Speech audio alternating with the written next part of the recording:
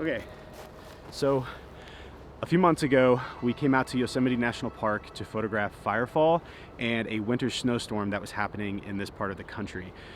During this time, the Sierra Nevada mountains and Southern California in general was in the middle of getting a record amount of snow of up to 60 feet in some areas. As the temperatures started to go up during the spring, we began to see reports of an insane amount of water flow happening throughout the valley. Last week, me, Michael, and Tyler decided to make a very last-minute trip to come out here and capture some of the most intense waterfalls they've had in over 50 years. There's one shot that I've wanted to get for a very long time now. We did some research on it, and it's looking to be about 4,500 feet of elevation gain across 3.5 miles. So definitely not the easiest place to get to, but it's gonna offer a perspective of Yosemite Falls that I've never seen before. We just went to the Wilderness Center to pick up our backcountry passes, which you do need if you want to camp or backpack in the backcountry of national parks. This is something that they use to prevent a lot of areas from being overcrowded and just too many people camping at once, which can hurt the landscape. So we are going to get our gear ready to head up there and set up camp before shooting sunset and sunrise tomorrow.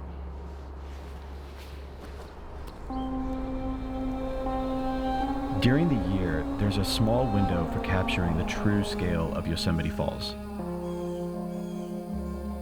The window occurs every spring as Yosemite begins to shed the layers of winter and snow begins to melt in the upper Sierras. At over 2,400 feet, Yosemite Falls towers over every waterfall in North America. Many of the trails in this park date back to 1870, and they expose viewpoints that make it easy to understand why this part of the country has captivated so many people for over a century.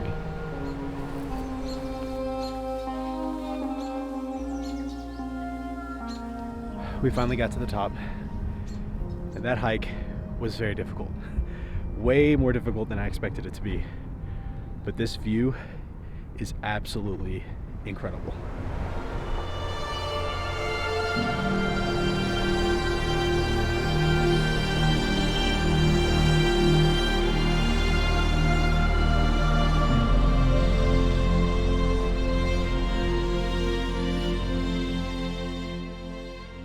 The forecast right now is a little overcast. We checked the weather report and it says that it's going to be clearing up in the morning, but there's a small gap in the clouds right over the horizon. So we're thinking that there's a chance that the sun could pop through, lighting up the valley for just a little bit. We are going to wait until we start shooting because it looks like we're going to be able to get some pretty moody shots later this evening.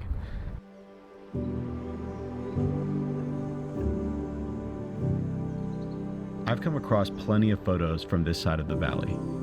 With it being so difficult to access, capturing this place always felt distant. The evening ushered in a calm layer of fog, giving us incredible conditions towards sunset.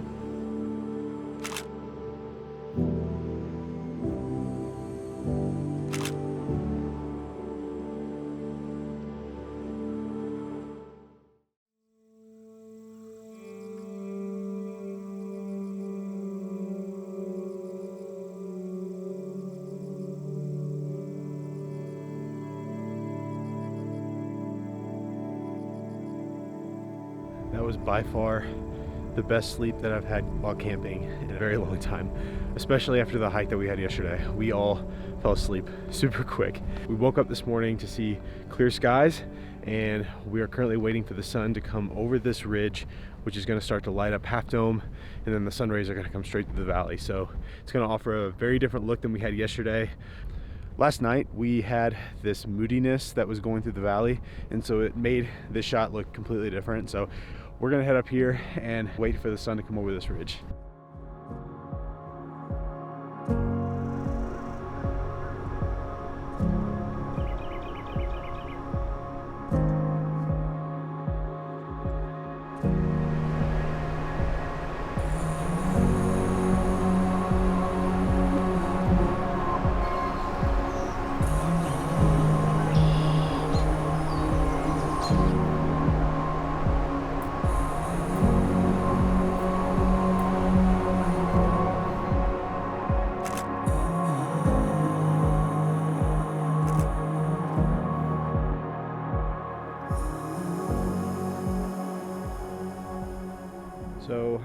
nothing like hiking into the wilderness and finding out that your single burner is not working.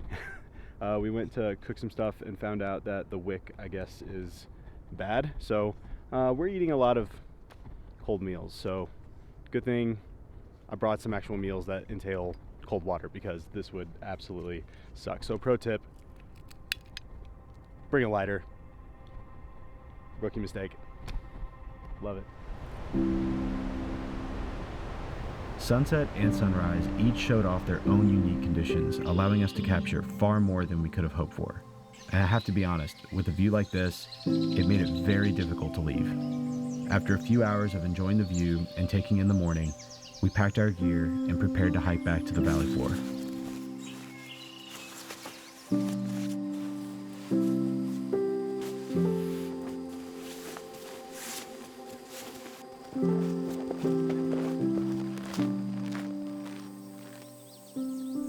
One of the incredible things about this week is just how unfamiliar a lot of these places look, even though I've seen them multiple times at this point. The amount of water that this valley has been receiving over the last couple of weeks has literally formed lakes in the meadows throughout the valley, allowing us to capture reflections that we've never seen before. So being able to see the park like this has been incredible.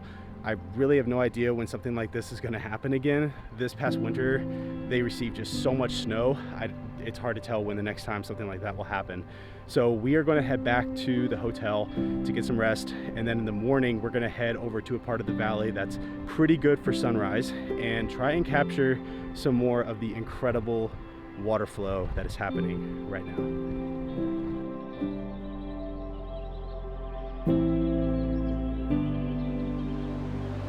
This entire week felt like we were visiting a completely different park. With unpredictable storms and countless other factors that are out of our control, we had no idea what kind of weather or conditions to expect. It's so easy to forget the power of saying yes and simply deciding to just go, even though all the details haven't been figured out and there's a long list of uncertainties. Yosemite has always felt like a place of refuge, a second home, a creative reset where the plans are off the table and where I have felt stretched creatively almost more than any other place on Earth.